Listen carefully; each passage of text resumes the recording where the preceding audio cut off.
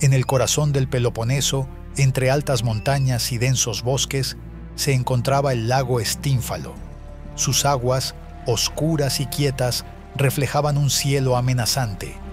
Lo que hacía temible a este lugar no eran solo las sombras en sus orillas, sino las criaturas monstruosas que lo habitaban, mitad ave y mitad bestia, con plumas de bronce y garras afiladas.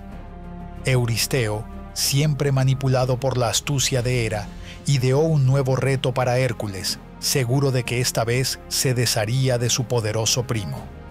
Los pájaros del lago Estínfalo eran demasiado numerosos para que un solo hombre los venciera, incluso alguien tan fuerte y rápido como Hércules.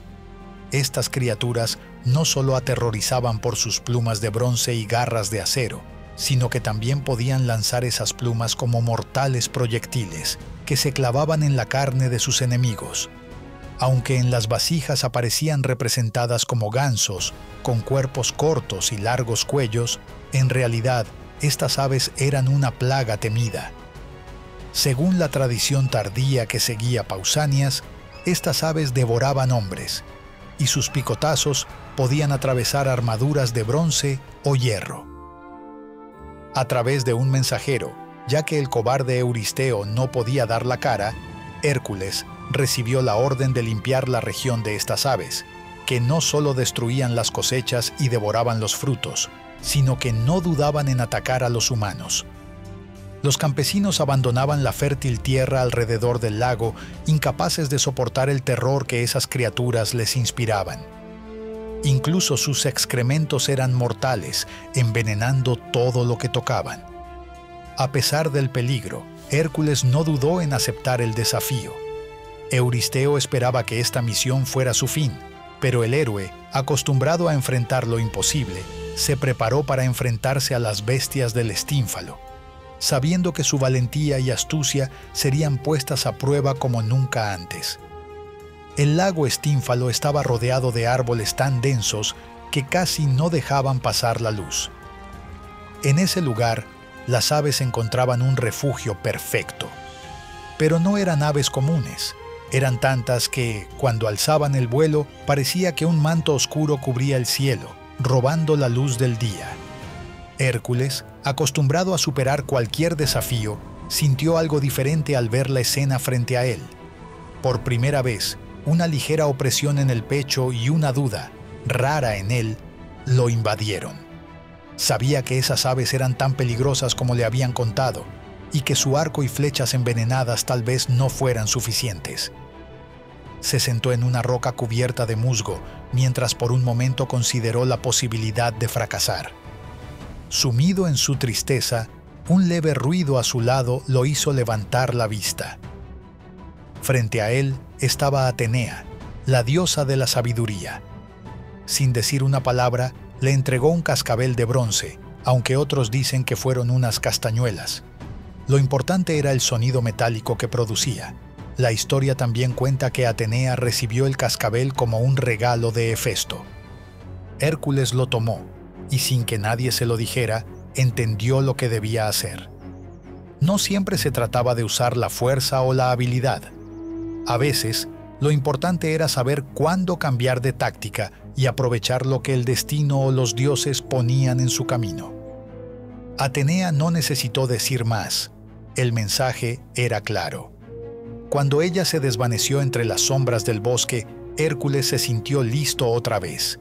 Esta vez, no solo confiaría en su fuerza, sino en la sabiduría que la diosa le había otorgado. Hércules sabía que enfrentarse directamente a las aves del Estínfalo sería una tarea imposible. Eran demasiadas y muy rápidas. Pero su misión no era eliminar a cada una de ellas, sino simplemente liberar la región de esta plaga que había sembrado el terror entre los habitantes. Usando el cascabel de bronce que Atenea le había dado, Hércules se puso a trabajar en un plan. Este cascabel tenía el poder de emitir un sonido tan fuerte y desagradable que podía hacer huir a cualquier criatura que lo escuchara. Sin embargo, el héroe sabía que el ruido sería insoportable incluso para él. Así que, para proteger sus oídos, improvisó unas almohadillas de piel de animal, colocándoselas para amortiguar el sonido que pronto se escucharía por toda la región. Con todo listo, Hércules se dirigió al pantano donde las aves se habían establecido. Como era de esperarse, Hércules no solo era fuerte sino bastante astuto. Buscó la colina más elevada y se paró en medio del lugar, rodeado de árboles y arbustos espesos, mientras las aves descansaban en sus nidos, ignorantes de lo que estaba por suceder. Entonces, Hércules comenzó a agitar el cascabel. El sonido que derivó fue ensordecedor. El estruendo se expandió rápidamente por el aire. Los animales cercanos huyeron asustados y los habitantes de la región cerraron las ventanas de sus casas, tratando de escapar del ruido que parecía no tener fin. Las aves del estínfalo, sorprendidas por el repentino estrépito, comenzaron a revolotear inquietas en sus nidos. Poco a poco, el ruido hizo su efecto. Una tras otra, las aves comenzaron a levantar vuelo, tratando de escapar del sonido que parecía perseguirlas. Algunas volaron en círculos, desorientadas por el estruendo, mientras otras se lanzaron en una dirección clara, buscando refugio lejos de allí. Hércules, aprovechando la confusión, disparó algunas flechas con su arco, logrando derribar a varias de ellas con su precisión habitual. Conforme más aves emprendían el vuelo, el cielo comenzó a oscurecerse por la cantidad de criaturas que lo cruzaban. Hércules, sin detenerse, siguió agitando el cascabel con fuerza, asegurándose de que ninguna se quedara atrás. Finalmente, cuando la mayoría de las aves habían huido, el héroe dejó de agitar el cascabel. Miró a su alrededor, satisfecho al ver que el lugar estaba vacío. Las pocas aves que quedaban, aterrorizadas, siguieron a las demás hacia un lugar más seguro, la isla de Ares en el Mar Negro, y nunca más se las volvió a ver en la laguna Estínfalo. Así, Hércules logró cumplir su tarea, no solo con su fuerza, sino también con ingenio. No necesitó enfrentarse a cada ave individualmente. Su estrategia fue efectiva y le permitió liberar la región sin causar una masacre innecesaria. El pantano, que antes estaba lleno de ruido y peligro, quedó en silencio, con solo el sonido suave del viento entre los árboles. Y aunque las aves del estínfalo habían sido una amenaza temible, ahora no eran más que un recuerdo lejano. Cuando Hércules volvió a Micenas, Euristeo se había metido otra vez en su vasija de bronce, aterrado por la presencia del héroe.